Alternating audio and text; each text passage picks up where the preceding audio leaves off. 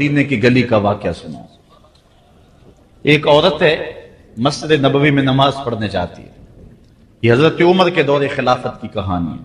تو ایک نوجوان راستہ روک کے کھڑا ہو جاتا ہے۔ ایک دن اس عورت نے رک کر کے کہا کہ میں کتنے دنوں سے دیکھ رہی ہوں کہ تم میرے راستے میں مزاحم ہوتے ہو، کیا ماجرا ہے؟ اس نے کھل کے بات کی کہ میں تیرا چاہنے والا ہوں اور تجھے حاصل کرنا میری زندگی کی معراج ہے، اور تیرے لیے آسمان سے تارے بھی توڑنے پڑے تو گریز نہیں کروں گا۔ اس نے کہا اچھا، میری ایک شرط ہے۔ اس نے کہا بتاؤ، جلدی بتاؤ، لب کھولو، میں ابھی پوری کر دوں گا۔ کہا نہیں، چھوٹی سی بات ہے، 40 دن تک حضرت عمر کے پیچھے نمازیں پڑھ لو، اس کے بعد 40ویں دن کی آخری نماز کے بعد اسی وقت میں تمہارا انتظار کروں پڑھنے سے، اگر تو مل جائے تو میرے لیے کون سا یہ مشکل معاملہ ہے۔ 40 دن حضرت عمر کے پیچھے نمازیں چلتی رہی، دل کی دنیا تبدیل ہوتی رہی۔ 40ویں دن کی آخری نماز کے بعد جب وہ نوجوان واپس پلٹنے لگا تو وہ لڑکی حسب وعدہ وہاں کھڑی تھی، لیکن اس نے دیکھا نہیں ہے، نظر جھکا کے گزر رہا ہے۔ اس نے کہا جانے والے توجہ کر، میں تیرے لیے کھڑی ہوں۔ کہا خیر سے کھڑی رہو۔ عمر نے دل کا تعلق رب سے جوڑ دیا۔ اگر میرے پیچھے ایک بندہ 40 سال نماز پڑھتا رہے اور اس میں تبدیلی پیدا نہ ہو تو پھر مجھے شرم آنی چاہیے کہ نہیں آنی چاہیے؟ یار یہ تو میں ایک امام کی بات سنائی ہے، آؤ تمہیں دلی کے ایک مانگت کی کہانی سناؤ۔ دلی کی جامع مسجد کی سیڑھیوں پہ ایک مانگنے والا بیٹھا ہوا ہے۔ ایک بہت بڑا انگریز افسر مسجد کی وزٹ کے لیے آیا، اس نے ہاتھ پھیلا دیا، اس نے اپنی جیب سے پرس نکال کر کے چند روپے اس کی جیب میں رکھے، دوبارہ جب پرس ڈالنے لگا تو پرس گر گیا۔ اس مانگنے والے نے وہ پرس اٹھا کے سنبھال لیا۔ خیر کچھ وقت گزرا، 1 سال کے بعد دوبارہ وہی افسر اس مسجد کی زیارت کے لیے، مسجد کو دیکھنے کے لیے، سیر کے لیے دوبارہ آیا تو فقیر نے پہچان لیا کہ یہ وہی ہے۔ اس نے کہا بابو جان ذرا 2 لمحوں کے لیے رکنا۔ کہا کیا ماجرا ہے؟ کہا بس 2 لمحوں کے لیے۔ دوڑ کے گیا، اپنی کٹیا سے وہ پرس نکال کے لے آیا اور اس کے ہاتھ میں کہا کہ پچھلے سال آپ آئے تھے، آپ کا یہ پرس گر گیا تھا آپ کی جیب سے، میں ڈھونڈتا رہا لیکن آپ نہیں مل پائے، میں نے سنبھال کے رکھا تھا کہ شاید دوبارہ کبھی ملیں تو میں ان کو دے دوں گا۔ اس کی آنکھیں پھٹی کی پھٹی رہ گئی۔ اس نے کہا جو ٹگا ٹگا مانگ رہا ہے، اتنا قیمتی پرس اور اس میں اتنی رقم، وہ آسودہ زندگی گزار سکتا تھا تو یہ پرس واپس کیوں کر رہا ہے؟ اس نے کہا مانگنے کی بات اور ہے لیکن یہاں ماجرا اور ہے۔ اس نے کہا کیا ماجرا ہے؟ اس نے کہا کہ اگر تیرا پرس میں سنبھال لیتا، رکھ لیتا، کام آ جاتا، 4 دن کی زندگی عیش سے گزر جاتی، لیکن مسئلہ یہ نہیں ہے، مسئلہ یہ ہے تو عیسائی ہے اور میں حضور کا غلام ہوں۔ کل قیامت کے دن اگر تیرے نبی حضرت عیسیٰ نے میرے نبی کے سامنے شکایت لگا دی کہ آپ کے امتی نے میرے امتی کا پرس چرایا تھا تو پھر میرے نبی کو تیرے نبی کے سامنے شرمندگی اٹھانی پڑے گی۔ تو میں مانگت ضرور ہوں، بے غیرت نہیں ہوں کہ اپنے نبی کو تیرے نبی کے سامنے شرمندہ کروں۔ یہ تو مانگتوں کی کہانی ہے، آج تو بادشاہ لوٹ رہے ہیں، آج تو پیٹ بھاری نہیں رہے ہیں اور ہم کہتے ہیں ٹکڑے ٹکڑے کر دیں گے، یہ زبانی دعوے ہیں، جمع خرچ ہیں۔ ایسا نہیں ہوگا، آؤ اپنے اندر تبدیلی پیدا کریں۔ ہم اپنی ماضی کی تاریخ پڑھتے ہیں تو حیرت زدہ ہو جاتے ہیں، لوگوں میں کتنی اخلاقی بلندی تھی، آج ہمارے اخلاق لٹ گئے، آج ہمارا کردار نہیں رہا، ہم مدینے کی گلی میں پھر دوبارہ چلتے ہیں۔ حضرت عمر رضی اللہ تعالیٰ عنہ کا دربار لگا ہے، ایک شخص کو پکڑ کر لوگ لے آتے ہیں، ایک شخص نے ہمارے باپ کو قتل کر دیا۔ حضرت عمر رضی اللہ تعالیٰ عنہ نے پوچھا کیا ماجرا ہے بھائی؟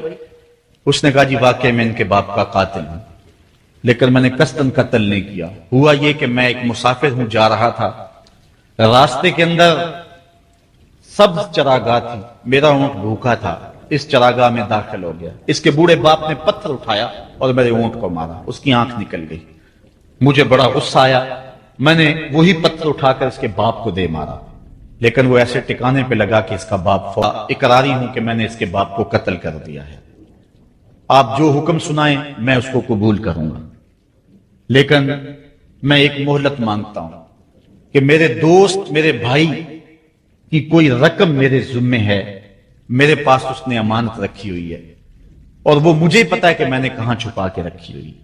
اگر آپ فیصلہ کر دیتے اور میری گردن کاٹ دی جاتی ہے تو وہ امانت جو میں نے رکھی ہوئی ہے سنبھال کر کے میرے علاوہ کوئی جانتا بھی نہیں ہے تو وہ اس تک کون پہنچائے گا؟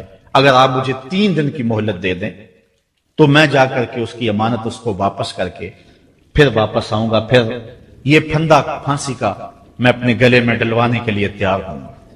حضرت عمر رضی اللہ تعالیٰ عنہ نے فرمایا کہ کوئی شخص تیری ضمانت دے دے تو ہم تجھے چھٹی دینے کے لیے تیار ہیں. اس نے دائیں بائیں دیکھا، پورے مدینے میں اس کا کوئی شناسہ ہی نہیں تھا، واقف ہی نہیں تھا، ایک اجنبی شخص تھا. حضرت ابو ذر غفاری کھڑے ہو گئے، کہا حضرت عمر میں اس کی ضمانت دیتا ہوں. ضمانت دے دی گئی، وہ چلا گیا. تیسرے دن وعدے کا جو وقت تھا لوگ جمع ہو گئے، دربار لگ گئے، ابھی تک آنے والا نہیں آیا. لوگوں نے کہا ابو ذر تو نے غلطی کی ہے، ایک اجنبی کی ضمانت دی اور ابھی تک وہ نہیں آیا. اور میاں صاحب فرماتے ہیں ایک بار جو پھائیں اڑ جاندے اور پھر کدی نہ پھنس دینے. ظاہر ہے وہ چلا گیا، واپس تو نہیں پلٹ کے آئے گا، اسے پتا ہے کہ آگے سیدھی سیدھی میری موت ہے، تو تم نے یہ کیا غلطی کی؟ خیر آپ نے فرمایا کہ اگر وہ نہ آیا تو یہ پھانسی کا پھندا میرے گلے میں ڈال لینا، لیکن بہرحال میں نے اس کی ضمانت دی. کچھ عرصہ بیتا کہ دور سے گرد و غبار اڑتا ہوا دکھائی دیا. جب صورت واضح ہوئی تو وہی شخص تھا. حضرت عمر فاروق رضی اللہ تعالیٰ عنہ کے دربار میں کھڑا ہو کہنے لگا حضرت کسی وجہ سے تاخیر سے پہنچا ہوں، معذرت چاہتا ہوں، اب جو حکم ہے پورا کیجیے. حضرت عمر رضی اللہ تعالیٰ عنہ اس کے پھانسی کے احکامات جاری کر چکے تھے. آپ نے فرمایا کہ ابو ذر یہ بتا کہ تو نے اس کی ضمانت کیسے دی جب تو اسے جانتا نہیں تھا؟ تو سنو حضرت ابو ذر غفاری نے کیا کہا. کہا ایک اجنبی میرے محمد کے مدینے میں پناہ مانگ رہا تھا اور اس نے چاروں سمت دیکھا اور کوئی شخص نہیں تھا جو اس کو امان دیتا اور اس کی ضمانت دیتا، تو میں نے اس لیے ضمانت دے دی کہ نہ بھی آیا تو اپنی جان چلی جائے گی. کل کو یہ تو نہیں کہے گا کہ محمد کے مدینے میں کسی نے ضمانت مانگی تھی، پورے شہر میں کوئی ضمانت دینے والا نہیں تھا. اس کو کہا کہ انہوں نے تو ضمانت دے دی، میاں اب تو بتا کہ تو چلا گیا تھا، تجھے جانتا کوئی نہیں تھا، نہ پلٹ کے آتا تو تجھے کوئی پوچھنے والا نہیں تھا، تو نے یہ دوبارہ موت کے منہ میں کیوں اپنا سر رکھا ہے؟ تو اس نے کہا کہ میں نے کہا کہ ایک اجنبی کی ضمانت اس ایسے شخص نے دی ہے جو مجھے جانتا بھی نہیں ہے، اور اگر میں نہ گیا تو لوگ قیامت تک اجنبیوں پر بھروسہ نہیں کریں گے کہ اجنبی یوں سلوک کیا کرتے ہیں. تو حضرت عمر رضی اللہ تعالیٰ عنہ اس کے پھانسی کے احکام جاری کیے. تو جن کے باپ کو قتل کیا تھا وہ بیٹے کھڑے ہو گئے، کہنے لگے تاریخ کی کالک ہم اپنے منہ پہ ملیں گے، ہم بھی اپنے باپ کے قاتل کو معاف کر دیتے ہیں. یہ ہماری تاریخ ہے، یہ ہماری کہانی ہے. لیکن آج ہم کس جگہ پہ کھڑے ہیں اور کیا ہماری صورتحال ہے؟ نہ ہمارا کردار رہا اور نہ ہمارا کوئی تشخص رہا. آج ہم نے اپنا تشخص بھی مٹا کے رکھ دیا، اپنے طرز زندگی بھی بدل دی. نہ ہماری باطن کی وہ روشنی رہی، نہ ظاہری وہ صورت رہی کہ ہم پہچانے جائیں کہ حضور کے غلام ہیں، بلکہ آج بھانت بھانت کی بولیاں بول رہے ہیں. اقبال نے کیا کہا تھا؟ اپنی ملت پر قیاس اقوام مغرب سے نہ کر، خاص ہے ترکیب میں تجھے قوم رسول ہاشمی. بلکہ آج فیشن کے طور پہ یہ کہا جاتا ہے جی آج کل دین پہ چلنا بڑا مشکل ہے. یہ آپ بھی سنتے ہوں گے، لوگ کہتے ہیں جی آج کل دین پہ چلنا بڑا مشکل ہے. یہ کون کہہ رہا ہے؟ جو مسجد میں آتا ہے تو موسم کے مطابق گرم اور سرد پانی دستیاب ہے، اس کے لیے ماحول ہے، اس کے لیے خوبصورت قالین بچھے ہوئے ہیں، مخملی مسلح رکھے ہوئے ہیں. جو نرم اور گداز مسلوں پہ پیشانی رکھ کر کے سجدہ کرتا ہے وہ بطور فیشن کہہ رہا ہے جی آج کل دین پہ چلنا بڑا مشکل ہے. میں اس کے جواب میں کہا کرتا ہوں میاں تیرے لیے مشکل ہے یا کربلا والے حسین کے لیے مشکل تھا؟ انہوں نے تو نہیں کہا کہ دین پہ چلنا مشکل ہے. تیرے لیے مشکل ہے دین پہ چلنا یا حضرت بلال حبشی کے لیے مشکل تھا جنہوں نے تپتی ہوئی ریت پہ سجدے کیے، گلے میں رسا ڈال کر کے گھسیٹا گیا اور انہیں پاؤں میں زنجیریں ڈال کر کے مکے میں کھینچا گیا، ہاتھوں اور پاؤں میں میخیں ٹھونک دی گئی، چکی پسرائی گئی، لیکن بلال ہیں کہ آگے مسکرا رہے ہیں. کسی نے گزرتے ہوئے کہا بلال عجیب تماشا ہے، عجیب کہانی ہے کہ وہ تمہیں مار رہے ہیں اور تم آگے سے مسکرا رہے ہو۔ تو سنو حضرت بلال نے کیا جواب دیا۔ حضرت بلال فرمانے لگے میاں تم جاؤ نا بازار میں مٹی کا برتن بھی خریدنے، تو اس کو بھی ٹھونک بجا کے دیکھتے ہو کہیں کچا تو نہیں ہے، اس کی آواز تو خراب نہیں ہے۔ کہا تم تو مٹی کا پیالہ بھی خریدو تو ٹھونک بجا کے دیکھتے ہو کہیں کچا تو نہیں ہے، میرا مالک مجھے خرید رہا ہے، دیکھ رہا ہے بلال کہیں کچا تو نہیں ہے۔ میں کہتا ہوں مالک کھال ادڑ بھی جائے گی، حق حق کی آوازیں ختم نہیں ہوں گی، زخم نہیں۔ تو یہ ایک دین گریزی ہے، یہ عمل گریزی ہے۔ جی آج کل بڑا مشکل ہے، پہلی بات ہے مشکل ہو بھی تو ہمارے پاس کوئی دوسرا آپشن موجود نہیں ہے۔ ہم ان لوگوں کی کہانیاں بھول سکتے ہیں کہ جنہوں نے اس دین کے راستے کے اندر دکھ بھی سہے، ان کو ٹکڑے بھی کر دیا گیا، ان کو 2 اونٹوں کی پچھلی ٹانگوں سے باندھ کر کے 2 ٹکڑوں میں بانٹ بھی دیا گیا، لوہے کی کنگھیوں سے بدن چھیدے بھی گئے، ہڈیاں توڑی بھی گئیں، آگ میں ڈالا بھی گیا، جلتے اور کھولتے تیل میں پھینکا گیا، لیکن انہوں نے رب کا نام نہیں چھوڑا، رسول کا نعرہ نہیں چھوڑا۔ اور آج ہم کہتے ہیں جی بڑا مشکل ہے آج کل دین پہ چلنا، اور یہ مولویوں نے مشکل بنائی ہوئی ہے، یار دین اتنا بھی مشکل نہیں ہے، یہ کوئی بات نہیں ہے۔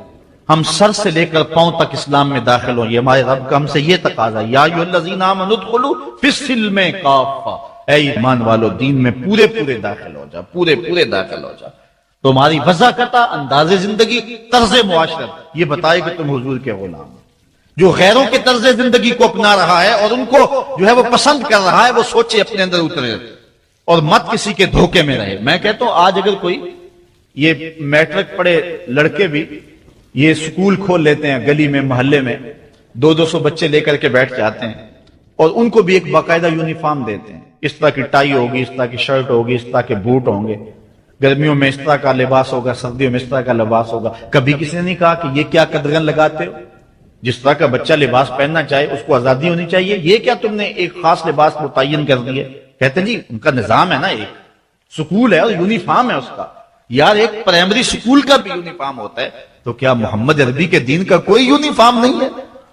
حضور علیہ الصلوۃ والسلام کی زندگی، حضور علیہ الصلوۃ والسلام کے شب و روز اور حضور علیہ الصلوۃ والسلام کا انداز معاشرت، حضور کی وضاحت، حضور کا لباس، یہ اپناؤ اور یہی زندگی کا حسن ہے۔ اسلام کے حوالے سے معذرت خواہانہ رویہ ترک کر دینا چاہیے ہمیں۔ اور آج ہمارے جو ہے وہ محراب و منبر کے جو وارثین ہیں انہوں نے بھی مسالت کر لی ہوئی ہے، جو کوئی بات نہیں ہے۔ اسلام صرف زبان سے اسلام کہہ دینے کا نام نہیں ہے۔ چمی گوہم مسلمانم بلرزم کہ دانم مشکلات لا الہ۔ جب میں کہتا ہوں میں مسلمان ہوں تو کانپ جاتا ہوں، اس لیے کہ لا الہ الا اللہ کے تقاضوں کو سمجھتا ہوں۔ جب بیعت عقبہ ثانیہ ہوئی ہے تو حضرت اسد بن زرارہ کھڑے ہو گئے، جب صحابہ حضور سے بیعت کرنے لگے اور 70 تعداد تھی ان کی، تو حضرت اسد بن زرارہ خزرجی کھڑے ہو گئے اور ان کو کہا کہ اے انصار، ان سے بیعت کرنے سے قبل سوچ لو، یوں ہی بے توجہی میں ہاتھ نہ بڑھا دینا، بے خبری میں یوں ہی ایسے ہی ہاتھ نہ بڑھا دینا، پہلے سوچ لو۔ بیعت کرنے کا مقصد یہ ہے تمہیں جو ہے وہ وقت کے جبر کے ساتھ پورے عرب کے ساتھ ٹکر لینا ہوگی، جو بھی کفر کے نظام کا حصہ ہے تم اس کے ساتھ ٹکراؤ کرنا ہوگا، اور حتیٰ کہ تمہاری کھال بھی ادھیڑ دی جائے گی، سخت تلواروں سے تمہارے کلیجے چبائے جائیں گے۔ اگر تم اس کے لیے تیار ہو تو پھر آؤ بیعت کرو۔ یہ نہیں ہے کہ بس تم کہہ لو کہ ہم مسلمان اور بس کافی ہے، نہیں۔ چمی گوئے مسلمانم بلرزم کہ دانم مشکلات لا الہ۔ آج ہمیں اس سمت بھی آنے کی ضرورت ہے، اس انداز سے دیکھنے کی ضرورت ہے کہ ہم سر سے لے کر پاؤں تک اسلام کے سانچے میں آئے۔ ہمارے اصلاح کے حوالے سے ایک اہم پوائنٹ جس پر میں آپ کی توجہ دلانا چاہتا ہوں وہ یہ ہے کہ فرائض و واجبات کو ترجیحی بنیادوں پہ رکھیں۔ آج بطور مسلم ہمارا جو رویہ ہو چکا ہے، ہم مستحبات اور مباحات کے پیچھے پڑے ہوئے ہیں، اور اس کے مقابلے میں جو سنن، فرائض اور واجبات ہیں ان کی پرواہ چھوڑ چکے ہوئے ہیں۔ دین میں کتنے امور ہیں جو صرف مباح کی حد تک ہیں، کر لو تو ٹھیک، نہ کرو تو پھر بھی ٹھیک، اور کتنے امور ایسے ہیں کہ جو صرف استحباب کے زمرے میں آتے ہیں۔ لیکن ہم کتنی چیزوں کو اس انداز سے گلے لگائے ہوئے ہیں کہ جس کا فرض ہو، اور اسلام کے اہم فرائض اور اسلام کی اہم واجبات ان کو ہم ترک کیے ہوئے۔ ساری رات ہم محفل میں جاگ لیں گے، فجر کی نماز نہیں پڑھیں گے تو کیا فائدہ ہو؟ ہم حضور علیہ الصلوۃ والسلام کے میلاد پہ جھنڈیاں بھی لگا لیں گے، سب کچھ کر لیں گے، لیکن حضور علیہ الصلوۃ والسلام کی سنت سیرت کو ترک کر دیں گے، تو بتاؤ کہ اس سے کیا حضور کی؟ آؤ اس پر ایک دو روایات آپ کے سامنے رکھوں۔ ایک طرف حضور علیہ الصلوۃ والسلام سے محض محبت کا دعویٰ ہے، اور ایک حضور علیہ الصلوۃ وسلام کے دیے ہوئے دین کو اور حضور علیہ الصلوۃ والسلام کے پیغام کو اپنانا ہے، بلکہ ایک طرف اپنی طرف سے اظہار محبت اور وہ سچائی ہو، اور دوسری طرف حضور کا حکم ہو تو حکم ترجیح پا جائے گا۔ حضرت عبداللہ ابن رواحہ رضی اللہ تعالی عنہ یہ حضور علیہ الصلوۃ والسلام کے درباری شاعر ہیں۔ ویسے تو 34 سے 35 لوگ حضور علیہ الصلوۃ والسلام کی باقاعدہ نعت خوانی کرتے تھے، ویسے تو ہر صحابہ حضور کا نعت خواں تھا، لیکن یہ باقاعدہ حضور کی ثنا کیا کرتے تھے۔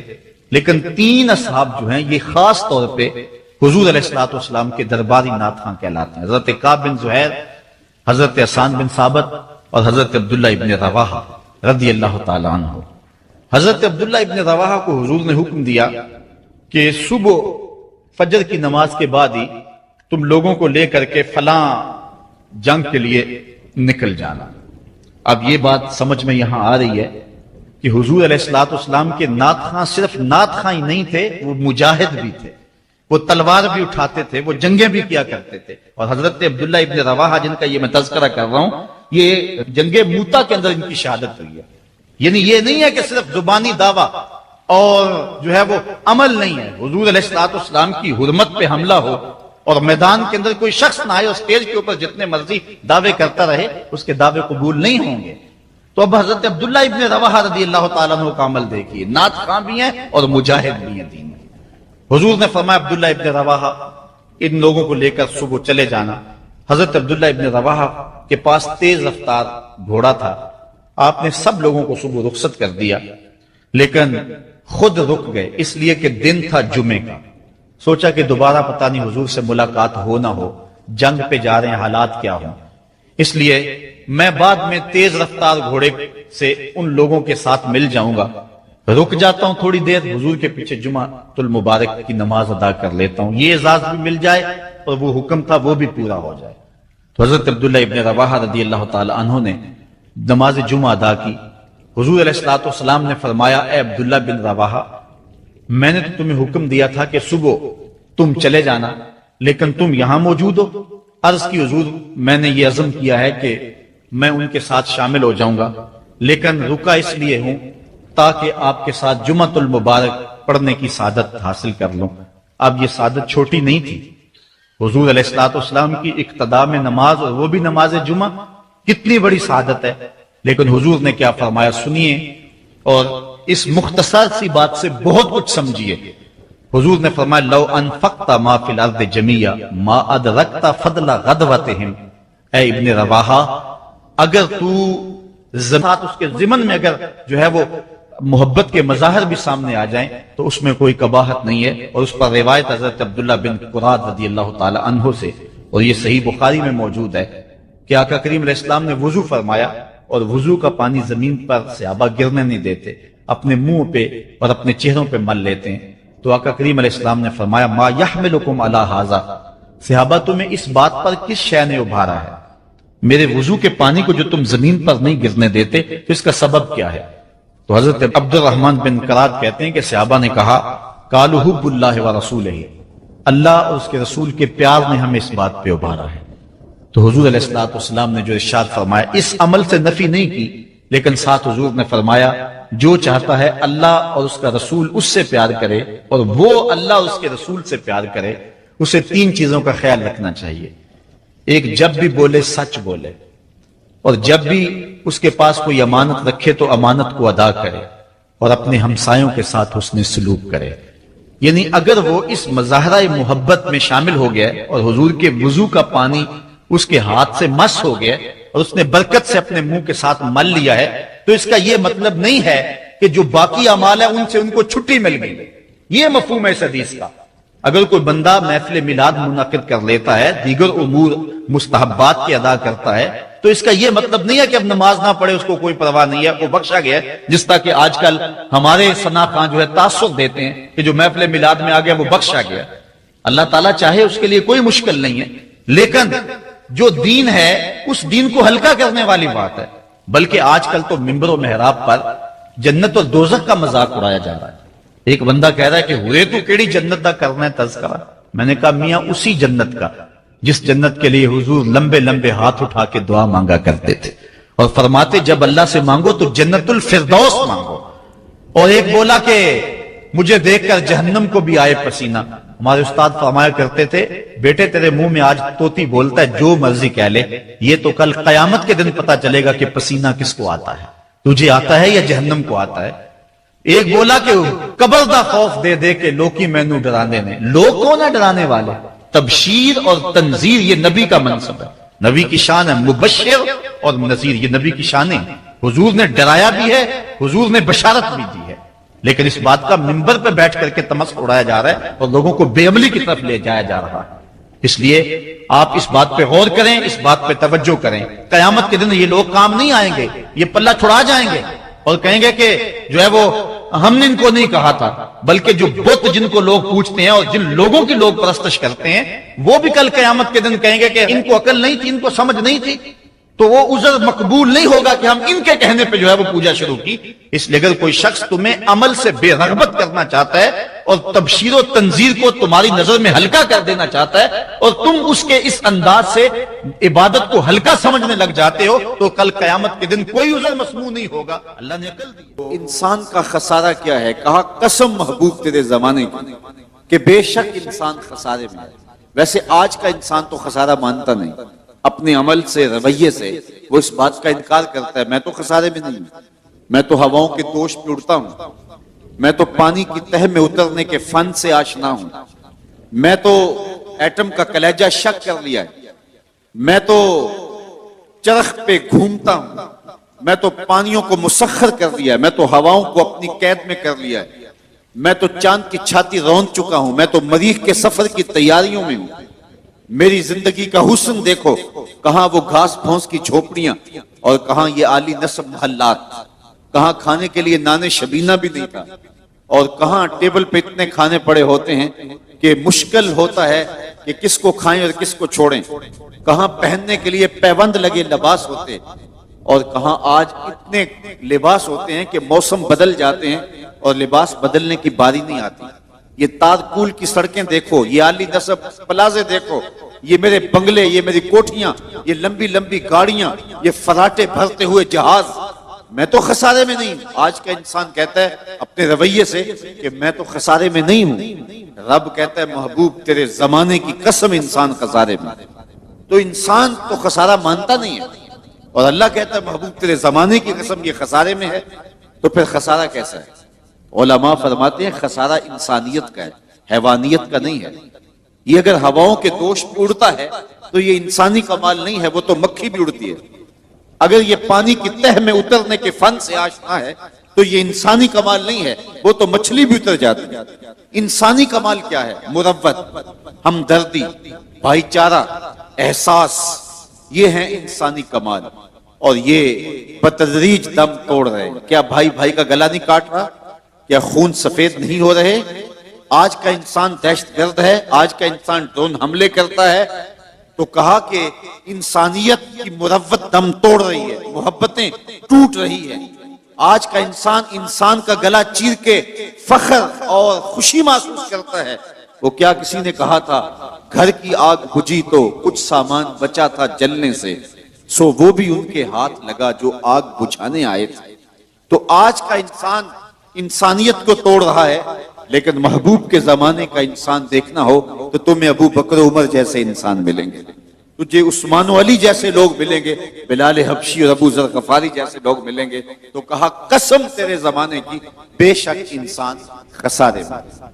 سیدنا علی المرتضی رضی اللہ تعالیٰ عنہ فرماتے ہیں انسانی خسارے کا ایک پہلو یہ ہے کہ وہ اپنی سانسوں کے ذریعے اپنی زندگی توڑ رہا ہے. سمجھتا یہ ہے کہ میں بڑا ہو رہا ہوں، لیکن حقیقت یہ ہے کہ یہ چھوٹا ہو رہا ہے. یہ سانسیں یہ زندگی کو مختصر کر رہی ہیں، کاٹ رہی ہیں زندگی. کبھی آپ اشارے پہ رکے ہوں تو وہاں گنتی الٹی چل رہی ہوتی ہے، اور جہاں گنتی الٹی چل رہی ہوتی ہے وہاں بہت جلد کام زیرو پہ آ جاتا ہے. یہ سانسوں کی زندگی، یہ ماہو سال کی زندگی، یہ الٹی چل رہی ہے. کوئی 60 سے نیچے آ رہا ہے، کوئی 70 سے نیچے آ رہا ہے، کوئی 40 سے نیچے آ رہا ہے. اور جب زندگی زیرو پوائنٹ پہ پہنچے گی تو اسی کا نام موت ہے. یہ ہے انسانیت کا خسارہ. ایک بزرگ فرماتے تھے مجھے سمجھ نہیں آتی تھی کہ یہ جو قرآن نے کہا انسان خسارے میں ہے تو یہ خسارہ کاہے کا ہے.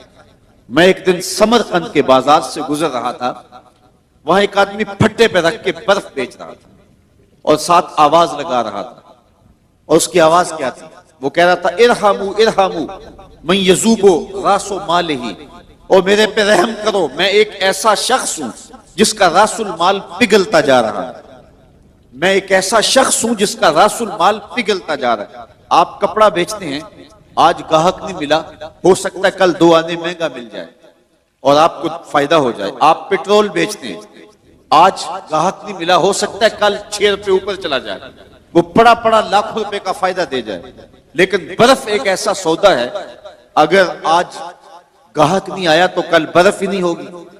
تو وہ سمرقند کے بازار میں پھٹے پہ برف رکھ کے بیچ رہا تھا اور ساتھ آواز لگا رہا تھا، او گزرنے والو، میرے پہ ترس کھاؤ، مجھ سے برف لیتے جاؤ، میں ایسا تاجر ہوں جس کا راس المال پگھلتا جا رہا ہے اور قطرہ قطرہ کر کے میری برف پگھل رہی ہے اور میں نقصان میں ہوں، مجھ سے کوئی برف خرید لے۔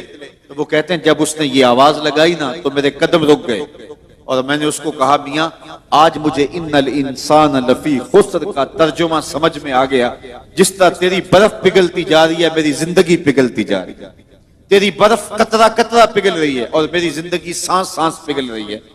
آج اگر تو برف بیچ لے، اس کے بدلے درہم لے لے، اس کے بدلے دینار لے لے، اس کے بدلے کوئی جنس لے لے، اس کے بدلے پارچہ جات لے لے، کوئی اور چیز لے لے، تو تیری برف کام آ گئی۔ میں بھی اس زندگی کے بدلے درود پڑھ لوں، سلام پڑھ لوں، سجدہ کر لوں، قیام کر لوں، کسی دکھی کے سر پہ ہاتھ رکھ دوں، تو یہ میری پگھلتی ہوئی زندگی میرے کام آ جائے گی۔ میں آپ کو کہتا ہوں آپ اللہ کا شکر ادا کریں، سانسیں آپ کی بھی گزر رہی ہیں اور اس وقت جو ہے وہ آوارگی میں بیٹھے ہوں گے، سانس ان کی بھی اسی رفتار کے ساتھ چل رہی ہے، لیکن وہ سانسیں بیچ کے جو ہے وہ نہ جانے کیا خرید رہے ہیں، لیکن آپ کو مبارک ہو، آپ سانسیں بیچ کے اللہ کا قرآن خرید رہے ہیں، سانسوں کے بدلے میں درس قرآن لے رہے ہیں۔ تو یہ ہے زندگی کی قیمت جو آپ اور میں وصول کر رہے ہیں، اور رات کے لمحوں کے اندر، بابرکت گھڑیوں کے اندر ہماری سانسوں کا مل پڑ رہا ہے، ورنہ سانسیں سو کے بھی گزر جائیں گی، آوارگی میں بھی گزر جائیں گی، عیش و عشرت میں بھی گزر جائیں گی۔ خوش نصیب ہیں وہ گھڑیاں جو یاد خدا میں گزر جاتی ہیں، یاد رسول میں گزر جاتی ہیں۔ تو خسارہ یہ ہے کہ انسان اپنی سانسوں کے ذریعے اپنی زندگی کو توڑ رہا ہے، وہ سمجھتا یہ ہے کہ میں بڑا ہو رہا ہوں، لیکن حقیقت میں وہ چھوٹا ہو رہا ہے۔ خسارے کا ایک اور پہلو، اور مجھے آپ کی یہاں بھرپور توجہ چاہیے ہوگی، یہ بڑا لطیف پہلو ہے، اور آپ کی اگر توجہ ہوگی تو یہ پہلو آپ کو بڑا لطف بھی دے گا۔ خسارہ یہ ہے کہ حضرت انسان کو اللہ نے ایک کمال دیا ہے، یا کسی بھی شے کو اللہ تعالیٰ نے ایک کمال دیا ہے، اسے دوسرے کمال سے محروم رکھا ہے، تو وہ شے کہتی ہے میں خسارے میں۔ مثال کے طور پر ان پھولوں میں خوشبو ہے لیکن روشنی نہیں ہے، تو یہ پھول کہیں گے ہم روشنی کے خسارے میں۔ چاند میں روشنی ہے لیکن خوشبو نہیں ہے، تو چاند کہے گا میں خوشبو کے خسارے میں۔ بلبل کہے گی میری آواز میں تو جادو ہے لیکن میرے پنجوں میں زور نہیں۔ شیر کہتا ہے میرے پنجوں میں زور ہے لیکن میں اڑنا نہیں جانتا۔ مور کہتا ہے میرے پروں میں حسن ہے لیکن میرے پاؤں بدصورت ہے۔ تو ہر شے کسی نہ کسی طرح خسارے میں۔ انسانوں کو دیکھ لیں، ایک بچے سے پوچھ لیں، بچہ کہتا ہے میرے پاس بچپنے کی معصومیت تو ہے لیکن کیا کروں کہ جوانی کا زور نہیں، لہٰذا میں اس خسارے میں۔ ایک جوان سے پوچھیں، وہ کہتا ہے جوانی کا باقپن تو ہے، بڑھاپے کے تجربے نہیں۔ ایک بوڑھے سے پوچھیں، وہ کہتا ہے بڑھاپے کے تجربے تو قطار اندر قطار ہیں لیکن کیا کروں بچپنے والی موج نہیں رہی، وہ اپنی خوشی سے جانا، وہ اپنی خوشی سے آنا۔ اقبال کہتا ہے جنبش زنجیر در سے لطف آتا تھا مجھے، کوئی کنڈی بھی ہلا دیتا تھا تو اس سے بھی مزہ لے لیتے تھے۔ آج تو نغمے بھی نہیں نہ بہلاتے، اس وقت ہلتی ہوئی کنڈی سے بھی مزہ لے لیتے تھے۔ آج محل بنا کر بھی تسکین نہیں ملتی۔ کیسا زمانہ تھا جب گلی میں کوئی ریت پھینک جاتا تو ہولے سے جو ہے وہ ریت میں پاؤں رکھ کے اس کے اوپر ریت تھپک لینا، پھر پاؤں نکال لینا، اور اگر وہ گھروندہ بچ جاتا تو اتنی خوشی ہوتی۔ آج بنگلہ بنا کر بھی وہ خوشی نہیں ہوتی جو بچپنے میں وہ گھروندہ بنا کر ہوتی تھی۔ وہ کیا کسی نے کہا کہ آج دنیا چاند پہ جانے کے لیے بے چین ہے؟